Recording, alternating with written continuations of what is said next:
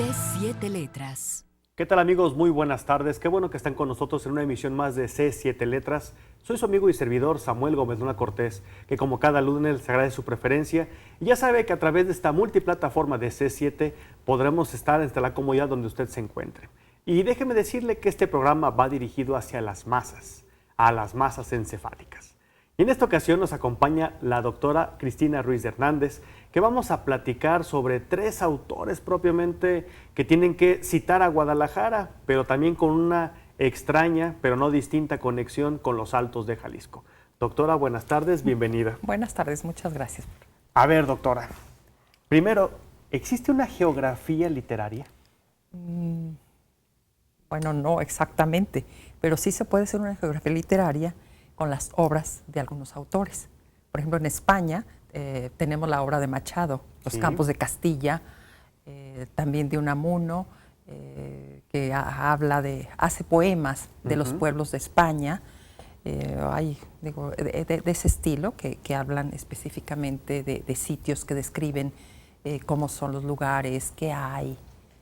Porque inclusive en un lugar de La Mancha, de cuyo nombre no quiero acordarme. Sí, también, sí, entonces es La Mancha.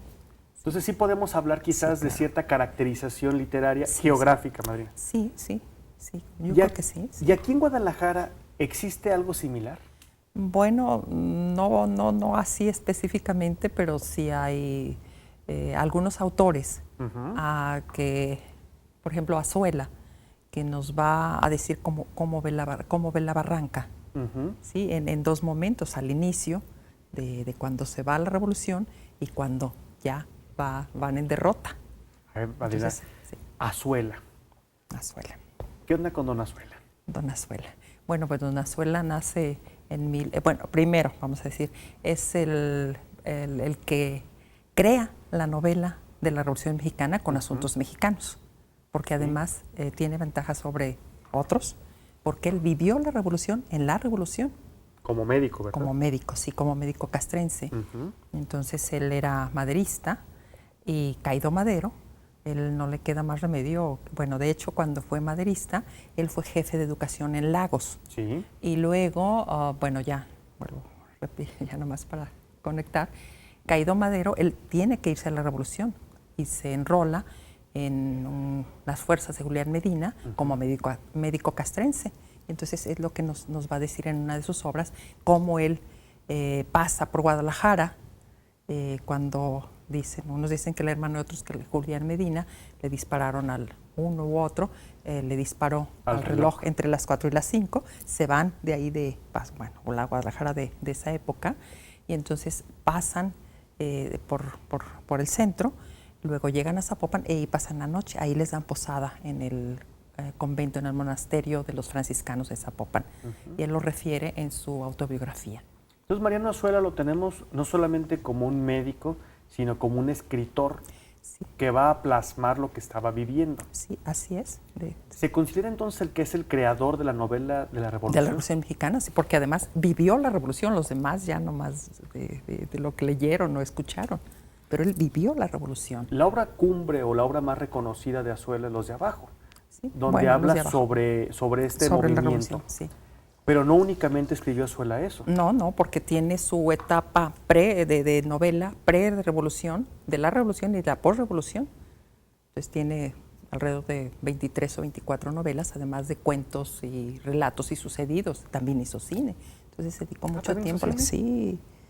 Y en esta lógica, doctora, teatro, sí. Cuando se pone a hacer este balance, entre la pre-revolución, la novela revolucionaria y la post-revolucionaria, ¿qué le aportó a las letras jaliscienses o a las letras nacionales? Bueno, escribe narraciones, tiene una narración, prosa poética, que se llama De mi tierra, y entonces nos describe cómo es el campo.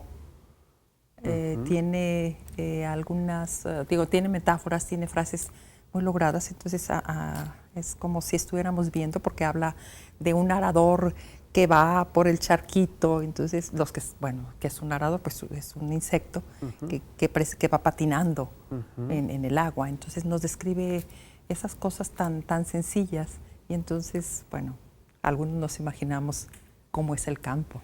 A través de de la lectura. Tiene una obra también que habla sobre la burguesía. Sí, hay uno que se llama La Nueva Burguesía. Así es. Sí, es La Nueva Burguesía. Ese es de la posrevolución, en los tiempos de Cárdenas, después del presidente Lázaro Cárdenas. Entonces aquí tenemos un personaje que va a utilizar también como Guadalajara en uno de sus descripciones, no solamente históricas, sino literarias. Sí, primero hizo un cuento, Qué bella era la muerta. Y luego eso va a dar origen a su libro María Luisa, una novela que publica en 1907, una novela corta que publica en 1907. Entonces él lo cuenta él también. Entonces él vino a Guadalajara, sí, de Lagos, viene a Guadalajara, se inscribe en la Universidad de Guadalajara y las clases, la escuela estaba en el hoy Benemérito Hospital Civil. ¿Sí? Antes nomás era el Hospital Civil, entonces ahí es donde estaba la Escuela de Medicina y él lo refiere, es muy importante también ese libro que se llama La biografía del otro, es como su autobiografía, pero no dice que lo dice. En tercera persona. Sí. Y algunas partes en primera persona, sí. Entonces va a decir que estaban en unas prácticas, uno de sus maestros estaban haciendo una disección y había un grupo de algunos estudiantes y la autopsia es para una joven muy demacrada. Bueno, ya le están haciendo la autopsia y entonces él escuchó que alguien dijo, uno de los compañeros, era la querida de, y así lo deja con puntos suspensivos. ¿Sí? Y entonces es era una joven que tuvo problemas de tuberculosis, además del alcoholismo, prostitución, etcétera. Y entonces, se murió por la tuberculosis, por la neumonía, por el alcoholismo y por todo. Entonces, después, primero hace el cuento, Qué bella era la muerta, y después hace la novela basado en eso. Entonces, como que nos platica más qué pasó. Entonces, él hace la novela.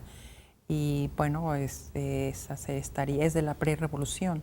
Sí. Y sería así como realismo, naturalismo, porque nos presenta la realidad primero, porque además sucedía, porque estamos en el principios del siglo XX, que había tuberculosis y tantas enfermedades y, ya sabemos, no había antibióticos todavía.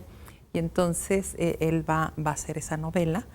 Y además, eso sería el realismo de qué pasó, por qué ella recurrió a eso. Y luego también las enfermedades sociales, que es el naturalismo. En este caso sería la tuberculosis y en ese tiempo sería la sífilis también. En las enfermedades sociales, la lacra social es lo que le duele a la sociedad. Entonces él lo va a poner ahí en esa novela, María Luisa. Usualmente cuando se piensa, por ejemplo, en los médicos, igual que en los abogados, solamente por mencionar dos profesiones, pareciera que a veces los reportes que dan son muy técnicos, que no se pueden permitir licencias literarias o inclusive conocimientos literarios. Hay una extraña pero entendible vinculación entre el médico y, por ejemplo, la literatura. Sí. Porque viven el drama de la vida y la muerte todos los días. Todos los días, sí. ¿Azuela tuvo alguna formación literaria? Él cuando estaba en Lagos fue a la escuela del Padre Guerra. Ajá. Sí, además la tradición literaria de la ciudad, de la ahora ciudad de Lagos. Sí. Entonces era municipio, y entonces tenían, por ejemplo, el Padre Guerra o don Agustín Rivera San Román, que también seguramente lo conoció, pues eran personajes que, algunos, o como los abogados o los médicos, algunos habían ido al seminario, pero habían aprendido latín. Formación humanista pura, pues. Sí, tenían que leer y traducir en latín. Entonces, por eso, y conocían, por supuesto, el español como lengua romance y podían leer hasta en francés. De hecho, Azuela leía en francés. ¿Así lo leía? Sí, leía en francés. ¿Azuela estuvo en el seminario? Parece que en un principio, al menos como que llegó al seminario, uno que estaba cerca de Santa Mónica, pero no duró más de un año. Probablemente no era su vocación. Seguramente no era su vocación. Entonces, alrededor de un año y después fue cuando se inscribió en la Escuela de Medicina. O sea que, digamos, el entorno ya lo motivaba que tuviera contacto con la literatura. No, pero él sí, pero él también cuenta que leía, su papá tenía una tienda, y entonces que leía ahí en la tienda, y pues estaba el niño, ¿verdad? Que lo vieran leyendo. Y entonces se ponía a leer y estaba leyendo El mártir del Gólgota de Pérez Escrich, más o menos así. Bueno, la historia del mártir del Gólgota. Y entonces él comenta que una señora pasó y lo leyó, vio que estaba leyendo el chiquillo, se ponía a leer ahí. Y entonces le dice la señora, ay, si quiere el mártir del Gólgota. Y lo refiere, dice, desde entonces me prometí aprenderme de memoria el mártir del Gólgota. Eso fue lo que lo marcó sin duda alguna. Sí, entonces la señora, ay, siquiera, sí, porque el niño se ponía a leer ahí y le gustó. Bueno, entonces, siquiera, ver nada más. Sí, siquiera, sí. Bueno, esperemos que, bueno, sin duda alguna fueron palabras proféticas en este caso. Sí. Estamos con la doctora Cristina Ruiz, estamos hablando sobre esta geografía literaria y estamos ya en los Altos de Jalisco, propiamente hablando con Don Azuela. En un momento regresamos con usted.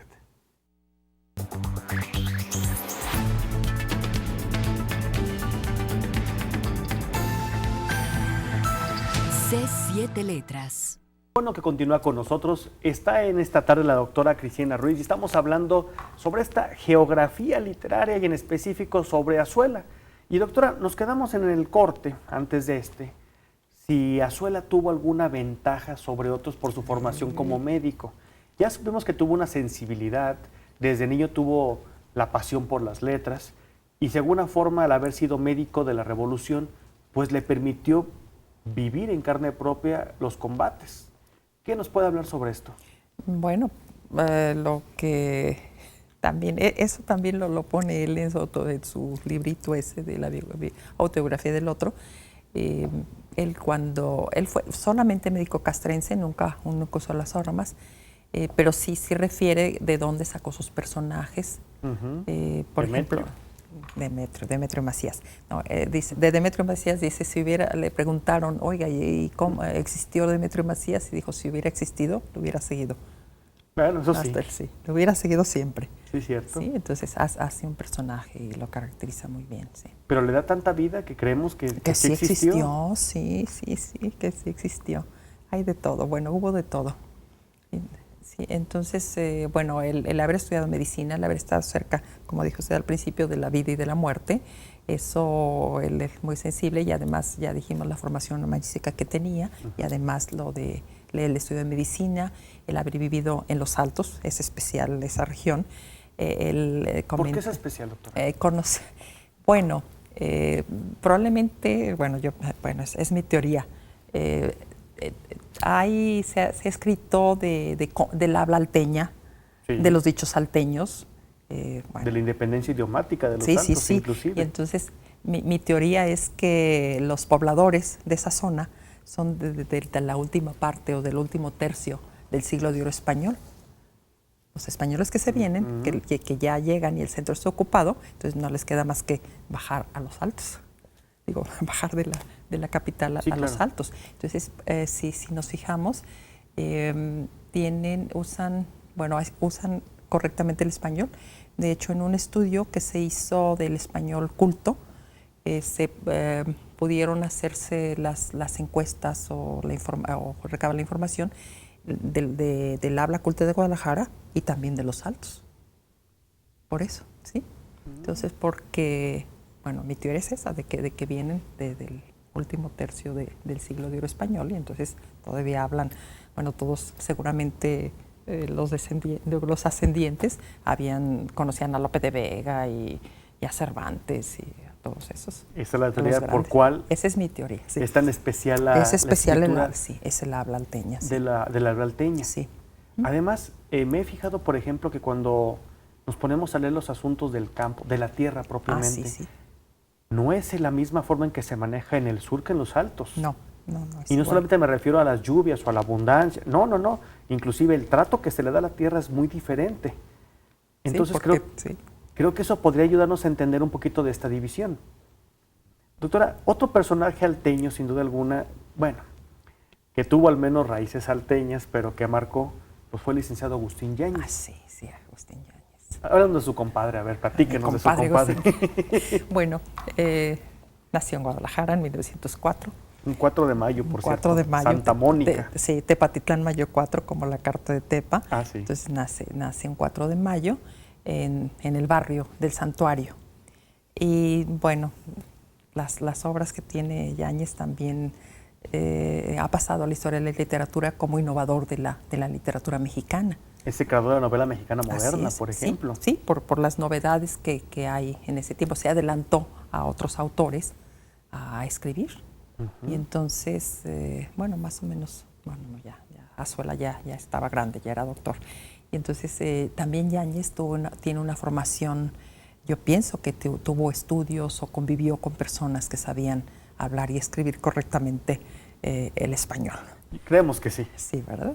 Entonces, bueno, Yáñez es muy curioso porque, bueno, de sus obras, la flor de juegos, la flor de juegos antiguos, es las historias de los niños de esa época, de los primeros años del siglo XX. Nos cuenta, cada capítulo de su novela tiene nombre de un juego, de lo que jugaban los niños, y que todavía en la mitad del siglo XX todavía había unos juegos parecidos. Y entonces son las historias por ejemplo, tiene una parte que se llama Juegos por Nochebuena, y entonces nos platica las costumbres que hacían en Nochebuena o qué hacían en las posadas. Nos habla de las posadas que había. Bueno, todavía lo hacen los templos, pero bueno, era un poquito diferente. Entonces hacían las posadas, cómo se prepararon los niños para hacer las posadas y qué hacían. Por ejemplo, tiene un episodio que se llama el episodio de las campanas. Su mamá le hace un báculo con unas campanitas y él va lleno de felicidad a la posada. Y entonces a la hora de romper la piñata pierde las campanas, y entonces nos cuenta, no sé. La gran tragedia del niño. Sí, las campanas se le cayeron, se le perdió una campanita y tuvo que andar recogiendo todas las campanitas, y para los niños es una tragedia. Entonces primero es un gusto de ir, y entonces luego ir a la piñata, y luego tener que estarse calladito. ¿Y qué niño se está calladito? Sí, claro. Sonando su báculo, ¿verdad? Entonces eso sería Juegos por Nochebuena. Esos cuentos también que comían, o sea, nos dan las costumbres, nos presenta las costumbres de esa época. Es muy curioso porque, bueno, también algunos nos tocó ver que habla de que va un señor que viene del campo, no sé, de Atemajac, o la gente que criaba sus guajolotes en su casa. Entonces salía un señor, entonces yo me imagino, y a lo mejor alguna vez los vi, los guajolotes amarrados con un cordel, y un señor ahí con una varita con hilos, y los guajolotes diciendo tototo o cococo. Sí, se oye el ruido de que los llevaban a vender en las vísperas de Nochebuena y de Año Nuevo. Entonces nos cuenta esas tradiciones, nos cuenta lo que comían. Bueno, luego también habla de que decían que comen pavo, y dice él, ¿cuál pavo? ¿Serán guajolotes? ¿Serán? Claro. Sí, habla, dice que unos parientes vienen de Estados Unidos y dicen que comen pavo. ¿Qué pavo van a comer? Cuando muchos era un pollo gordo. Y entonces, bueno, habla de eso, de esas tradiciones y los juegos. Habla de una niña, Martina, la hija de la dulcera, que vive por el mercado San Diego. Entonces todo está cerca de Guadalajara. Bueno, está cerca del santuario, más o menos, cerca de San Diego, entonces del mercado San Diego. Y describe a la niña, Martina, que es cuando está jugando a la rueda, ¿verdad? Entonces, yo recuerdo un cuento, Marina, en el cual habla sobre una niña que está enferma y que está agónica la niña, y termina muriendo. Pues esto en un libro que se llama Tres Cuentos, precisamente, bueno, sí, de don Agustín Yáñez. Pero bueno, aquí lo que se me hace no solamente interesante en este cuento es la dureza con la que el niño está viendo el episodio, y además cómo los intentos de los adultos para tratar de hacer lo que no piense en ello, y esos conflictos que lo van llevando a enfrentarlo cara a cara con el destino. Pero si Agustín Yáñez nace en Guadalajara, él tiene raíces en Yagualica. Sí, sus papás seguramente. Sus papás y sus antepasados son de Yagualica. Y es muy recurrente en sus temas, o en sus cuentos, o en sus novelas, que habla sobre estos viajes a los altos. Por ejemplo, usted recordará en aquella obra de los 25 protagonistas de la literatura mexicana, en el cual menciona que para irse a Yagualica era toda una odisea, porque llegaban no solamente las mulas, los burros, y creo que los niños más chiquitos los... Ah, sí, en canastas pescadoras. Canastas pescadoras los montaban para que los niños fueran cómodos. Y para que no se fueran a caer o quedarse dormidos, sí. Si don Agustín Yáñez era aquí de Guadalajara, aunque tuviera la sangre alteña, ¿por qué podemos considerar que su obra sí pertenece a la categoría de los altos también? Por su familia y por sus relatos y por su conocimiento de la zona. ¿Sí? Igual que Azuela, que tiene ventajas sobre esos otros autores, porque conoció esa región y por lo que ya dijimos, porque hablaban también, porque es diferente, porque el español es diferente diferente. Que el de allá. Sí, bueno, tiene algunas cosas parecidas, sí. el de Guadalajara y el base al estudio, pero es que el vivir en un medio, pues una ciudad media, yo no digo que está rural, pero una ciudad media probablemente es la gente, lo que traían de cultura, el sustrato que traían, más lo que aprendieron en esa zona. Por ejemplo, en la obra Cumbre de don Agustín, que es Al filo del agua, sí.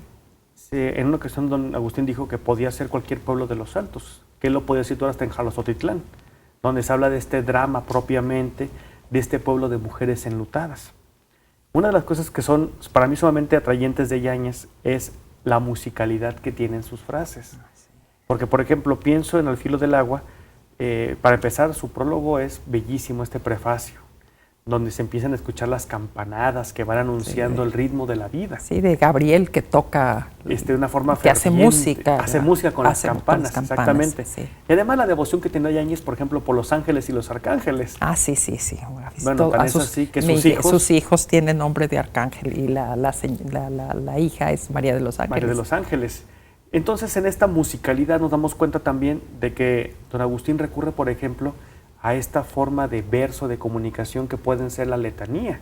Te recordar, por ejemplo, cuando estamos en El filo del agua, que empieza a decir lo que está ocurriendo, pero de una forma un tanto secuencial, pero con un ritmo que nos recuerda estas letanías, y quizás hasta en latín, porque fue uno de los de las bellezas pues que don Agustín Yáñez decía de haber escuchado, no solamente de niño, sino en parte de su vida ya adulta.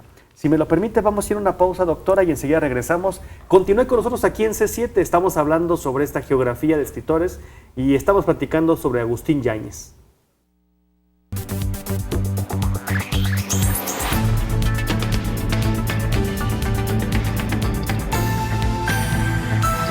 C7 Letras. Continuamos con la doctora Cristina Ruiz y estamos hablando sobre nuestro amigo y compadre mutuo, don Agustín Yáñez. Doctora, Agustín Yáñez va a revolucionar la novela mexicana, pero por ejemplo una de sus novelas también significativas son Las Tierras Flacas, en la cual pues nos habla sobre esta vida en los altos de Jalisco. Y don Agustín es muy claro en sus imágenes, por cierto frases muy bien logradas, donde nos habla de esta aridez de la tierra, que es una tierra, es una mujer un tanto estéril, pero que hay que trabajarla para que nos pueda dar algo de frutos. ¿Don Agustín vivió en carne propia el drama de la tierra? Bueno, yo pienso que a través de los familiares. Vivencias. Vivencias. Y seguramente también aquí en Guadalajara se comentaba eso, porque la gente de Campo Verde, yo distingo, los campesinos son los que labraban la tierra, los agricultores los que tienen terrenos grandísimos y hasta tractor, etcétera. Entonces para los campesinos sigue siendo muy importante la lluvia, el tiempo de lluvia. Y ya no tenemos al padre Severo Díaz. No, pero los campesinos sabían cuándo iba a llover, cuándo iba a entrar la cuaresma, se reconocían sin luz eléctrica. En el pueblo, se reconocían, se saludaban, buenas noches. Entonces, de alguna forma eso le fue ayudando a crear este tipo de estructuras literarias. Sí, yo pienso que sí. Y además, bueno, los altos sabemos que en algunos pueblos no hay ríos o están lejos. Por ejemplo, está el Río Verde que está por un lado de Tepatitlán. Entonces, generalmente en los altos, pues no hay mucha agua de lluvia, pero bueno, o en otros lugares también esperan con ansias que llueva, porque si no, no pueden sembrar o no podían sembrar en ese tiempo, no había sistemas de riego tan desarrollados. Recuerdo una expresión donde decía don Agustín, que cuando se nublaba en tiempo de aguas decían, el cielo está encapotado. Ah, sí. Qué bonita expresión, y además ese manejo pues de los dichos que no dice que son evangelios chiquitos. Sí, no, pero además es muy, en las tierras flacas es muy curioso porque es muy importante la máquina de coser que le llevan a la muchacha, la máquina de coser. Porque ese puede ser el camino a su salvación. Así es, sí, y luego también ahí mismo las tierras flacas es muy interesante ahorita que estaba comentando sobre el manejo del lenguaje.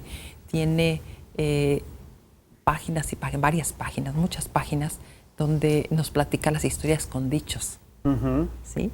Y luego, bueno, nos pone a lo mejor ejemplos de personajes que les tocó vivir, que eran así casi como patriarcas con muchos hijos y cosas de esas. Sí, referencias bíblicas sin duda alguna. Sí. Entonces, hasta los nombres pone Betania. Se supone que que ahí es, digo, en ese asunto, además de la máquina de coser, es cuando hubo electricidad o cuando llegó la electricidad.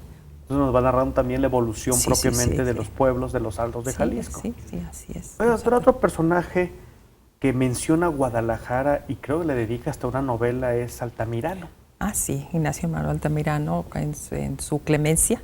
Su Clemencia ocurre en Guadalajara. Sí. Sí, entonces, además también es interesante porque cuando él viene de la Ciudad de México y el camino real, igual como ahora, pasa por los Altos.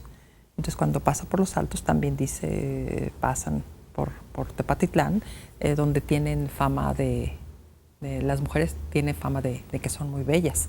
Entonces, lo dice de pasada y seguramente lo tocó en tiempo de aguas, porque dice que el paisaje se le hace hermosísimo, que está lleno de verde, y si nosotros vamos ahorita, seguramente, bueno, en unos meses más va a haber hasta campos llenos de mirasoles, todavía.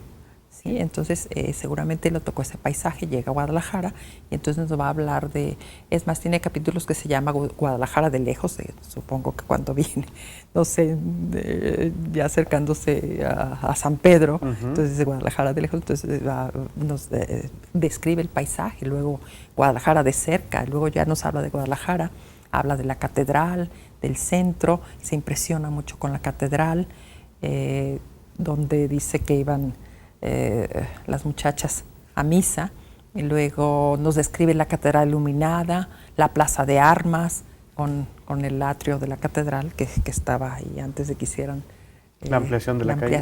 Entonces, describe todo eso y las casas, el centro de Guadalajara, las casas al detalle, todo, cómo son, con las ventanas, yo recuerdo haber visto algunas casas de esas que hasta se sentaban por dentro y podían estar cómodamente sentadas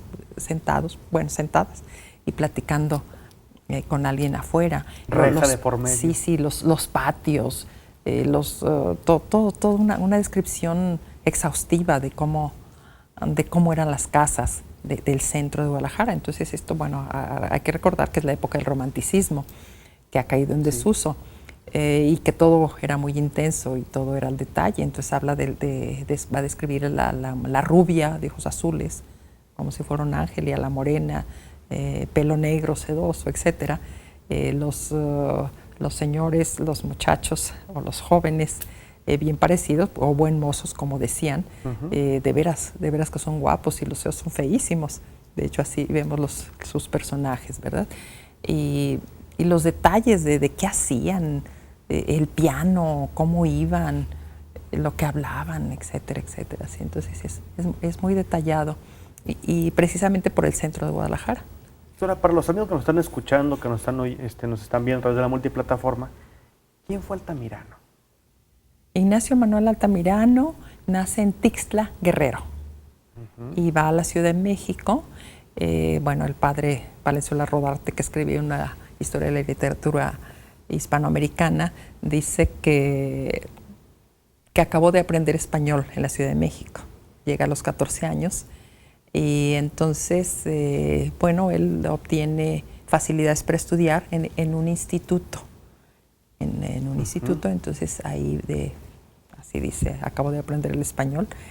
Y por supuesto que en esa época pues son las humanidades lo que va a haber, aunque fuera instituto, entonces seguramente también sabía latín porque maneja muy bien el español. ¿Y tuvo formación de abogado? Sí, fue abogado, después hacía discursos, en esa época también escribió, y entonces en esa época todos, bueno, en este caso los varones que tenían, que habían cursado alguna carrera, que era pues o médico, o abogado o ingeniero, que eran las profesiones que había, tenían puesto. ¿Sí? Son los que hacían los discursos, los que escribían las crónicas y también tenían, bueno, puestos en el gobierno. Entonces Altamirano también tuvo puestos. Fue funcionario. Fue funcionario, sí. Fue funcionario. ¿Y se daba tiempo para escribir estas obras? Sí, porque además tiene otras obras, pero bueno, mencioné Clemencia porque Clemencia se desarrolla en Guadalajara. ¿Y Clemencia de qué versa? Bueno, Clemencia es la protagonista de la novela. Igual, pues en la época del romanticismo hay otras, muchas novelas tienen nombre de mujer, Amalia, Clemencia. Sí. Entonces tienen nombres de mujer en la literatura iberoamericana, también en el sur. Sí, hispanoamericana, de hecho. Hispanoamericana, sí, cuando fue la época, cuando hubo las independencias, cuando ocurrieron las independencias de América, algunas fueron antes del 15 o 16 de septiembre, entonces algunas muy sencillas. Aquí fue donde fue en México, fue muy cruenta la independencia.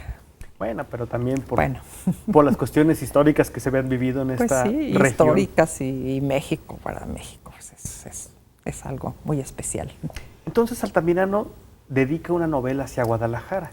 Sí, y describe pues su caminar hasta llegar aquí. Sí, y también habla de otros lugares, por ejemplo, habla de Santana, Catlán, supongo, camino hacia el sur, habla de Ciudad Guzmán. Zapotlán el Grande. Sí, Zapotlán el Grande, y menciona Colima. Entonces es el camino hacia el sur. Y bueno, en esta descripción que hace de los Altos de Jalisco, sí logra captar lo que implican los altos. Bueno, yo creo que el campo, porque pasa por ahí, y por ahí pasaba el camino y todavía. Entonces, por eso pienso que pasó en tiempo de agua, porque hablaba de todo verde. Sí, todo verde y lleno de flores y las muchachas bonitas, sí. Entonces sí podemos precisar, doctora, que sí puede haber una literatura alteña. Sí, existe un libro que hizo el maestro Remberto Hernández Padilla. Él tiene una nómina de 246 escritores alteños. ¿Y en los altos qué es lo que más abundan? ¿Novelistas, cuentistas? No, también hay poetas. También hay poetas. Pues bueno, hay unos que ya son consagrados y otros unos sí. Sí, ya se consagraron. Pero sí, hay muchos escritores. También don Trinidad Padilla Lozano escribió poetas y escritores alteños. Y entonces pone canciones, pone poesía, tiene de todo. Hay una muy simpática de cuando se escaparon los toros en Aranda. Tiene de todo, sí. Hay unas muy divertidas y las canciones, y otras muy serias, porque de las diferentes épocas tiene también poesía que se hizo en las diferentes épocas, concretamente la cristiada. Y presenta romances muy bien hechos. ¿Ah, sí? Octavillas bien contados, sí. O el profesor Ramón Mata, que también es salteño. Yo soy alteño, señores. Tiene una, dice, yo soy alteño, sí, claro, señores, y mucho orgullo lo tengo. Y él todavía escribe, tiene villancicos y todo, entonces sí hay. Pues si me lo permite, doctora, vamos a ir a una pausa y enseguida regresamos para seguir hablando sobre esta nómina y por qué no llamarlo esta literatura de los altos. En unos momentos más regresamos.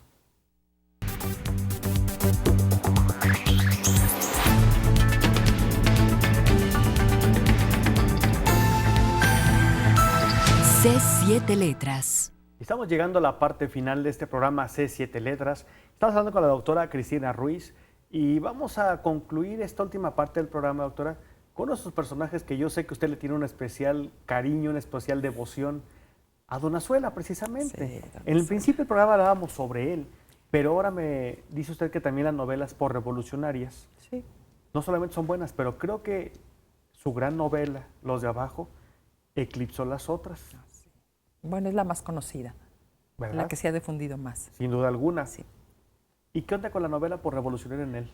Pues entre otras, bueno, tiene una que se llama Regina Landa. La mujer es muy importante en la obra de Azuela. Sí. Y entonces Regina Landa también es una obra que trata de la, bueno, que es de la posrevolución. Entonces es una secretaria que trabaja en el gobierno. Cuando por cada, no sé, lo que comenta también el autor de Pasada, que por cada puesto se crearon otros 15 puestos, por decir algo, que creció la burocracia. La burocracia, Sí. ese monstruo. Entonces, Regina Landa es muy importante, es una mujer también una mujer muy fuerte. Sí, es una mujer que no necesita empoderamiento, pero que se da cuenta de lo que está sucediendo. Que ejerce el poder. Sí, se da cuenta, sí. Y luego, bueno, tiene otra, bueno, por decir esto, una que se llama La Nueva Burguesía. Uh-huh. La Nueva Burguesía. Y también, a eso, ya quería tratar esta, porque también habla de eso. Trata de, por ejemplo, habla principalmente, es una vecindad. Uh-huh. Y entonces ahí va a contarnos historias de muchos personajes. Y luego, ¿por qué voy a tratar esta, La Nueva Burguesía? Porque también habla de Guadalajara. Entonces está el entorno, esa es la época en que no sé, se hacen las vecindades, como algunas que todavía quedan. Describe cómo están los patios, los lavaderos públicos, los baños. Describe como muy realista cómo está la ropa tendida y en aquel tiempo que no había secadora ni nada de eso. Entonces describe los tendederos, describe las vidas de la gente, de los que viven ahí. Por ejemplo, habla de que ahí vivían maquinistas, ferrocarrileros, porque ya hay ferrocarril. Y entonces también nos platica de enfermos. Habla de alguna señora que estaba diabética y no se cuidaba. Uh-huh. y acabó hasta con problemas psicológicos y cosas así, porque bueno, como médico describe todo eso. Sí. Y luego hay unos personajes, bueno, voy a nomás a referirme a dos asuntos. Hay un personaje que le llama el viejito de arriba. Entonces ese señor vivía solo y enfermo, entonces lo encuentran muerto, sentado, no sé, no recuerdo bien, pero que tiene en su mano un envoltorio, un papel, y que en el papel está envuelto un billete y luego tiene un recadito que dice para mi entierro. Y entonces así dice, y entonces al día sí va la gente que lo encontró cuando no vio que salió, bueno, da aviso a los vecinos, a los de otras viviendas, y entonces al día siguiente se van, toman el camión de ficha, creo que eran fichas todavía, y se van al entierro, lo entierran, como él lo pidió. Bueno, luego ya también hay unos que vienen a Guadalajara. Uh-huh. Hay un señor que trabaja en los ferrocarriles, maquinista, y entonces está casado, su esposa enferma de cáncer y se muere la esposa. Luego aparece una vecina que se pone muy saludadora con el señor viudo, y entonces se hacen amigos y la invita a venir a Guadalajara. Uh-huh. Y entonces describe cómo se llegan por Morelia, cómo ahí cenaron, etcétera. Entonces llegan a Guadalajara, a la estación, donde estaba la estación ahí, en lo que ahí atrás de San Francisco, Aranzazudo, sí, atrás de la Alemana, etcétera. Y entonces llegan, luego se hospedan en un hotel del centro, uh-huh, así dice, y luego van a cenar a Valentina. El mítico pollo. El pollo a la Valentina. Sí. Y entonces van a cenar ahí. ¿No? Esa Valentina, bueno, yo alguna vez fui que decían que era Valentina, pero me dice un conocedor que no, que ya no era Valentina. Y entonces, bueno, pero existe todavía ese lugar y era era, digamos, muy típico porque Sí, mucha gente lo conoció, sí, un punto de referencia. También me acabo de enterar que Valentina primero estuvo en lo que hoy es el Mercado Alcalde. Ah, sí. Y después se cambió, no sé, más o menos enfrente Del del santuario. Porque inclusive don Agustín Áñez, ya cuando fue secretario de Educación, mencionaba que cuando venía a Guadalajara Iba a cenar con Valentina. y a veces traía representantes Invitados. diplomáticos y los llevaba a cenar con Valentina.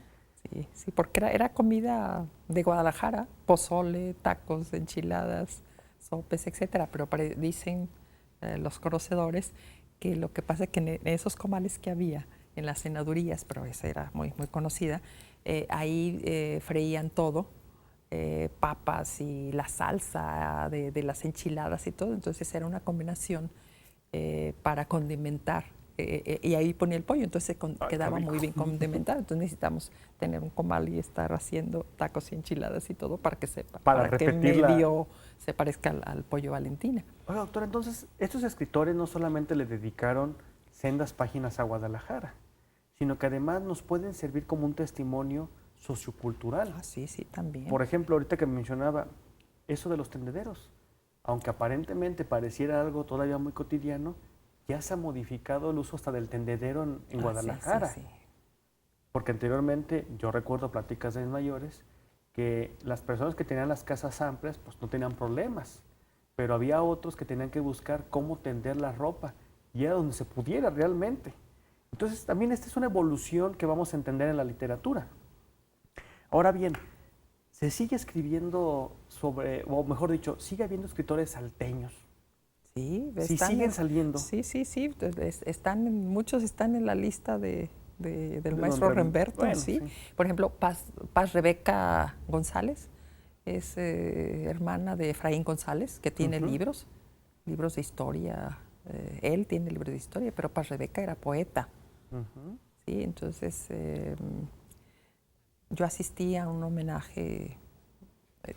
La conocí por referencia un poquito antes de que muriera y asistí a un homenaje como al año de que ella falleció. Sí, pero yo tenía antes, ya sabía quién era Paz Rebeca, entonces pusieron un retrato muy guapa ella, con un peinado que sería de los 60s, que se usaban los chongos, el pelo recogido en forma de chongo, y entonces muy guapa ella. Ahí pusieron su retrato y leyeron poesía, y poesía contemporánea, no muy contemporánea. Sí. Doctora, ¿y Victoriano Salado Álvarez? Bueno, victoriano de Teocaltiche. No, Victoriano Teocaltiche. Fue también, como habíamos dicho, que tenía estudios y entonces él fue ministro. Sí. Tuvo representación diplomática en Europa. Sí. Entonces fue también diplomático, de hecho, y se vestía así con toda la parafernalia del cargo. Sí, su capa, etcétera. Y bueno, tiene muchos escritos, lo que podríamos hacer que estamos terminando. Tiene las cosas, bueno, no sé si le atribuyen o de veras, pero parece de chiste, del cuento de Teocaltiche, que usted se ha de acordar, ¿no? Sí, del que está preso. Del que está preso. Y bueno, y las referencias tiene también de Santana la Reforma, también escribe historia. Sí. Pero escribe historia también muy novelada. Sí, bueno, dicen que, bueno, parece novelada, pero que son personajes, o sea, que les da una función a los personajes que él pone, entonces parece como si fueran personajes de veras, ¿sí? Bueno, pero sí son asuntos de historia, pero describe tan bien que parece como si fuera cuento o novela. Sí, además una prosa muy divertida, sí, muy agradable. Sí. Y doctora, pues hemos llegado prácticamente al final de este espacio.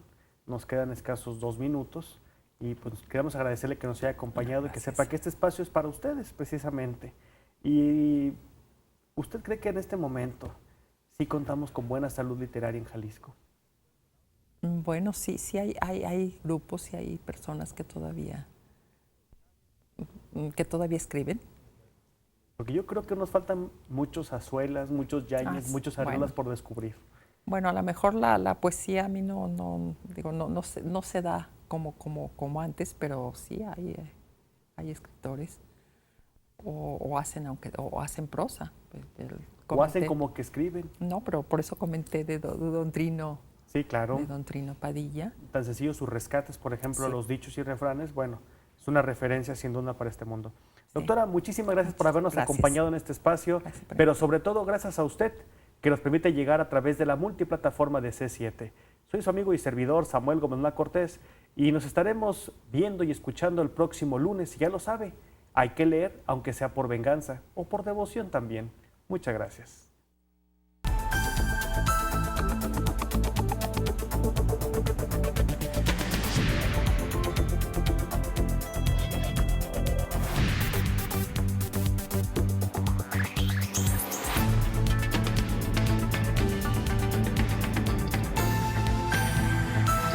C7 Letras.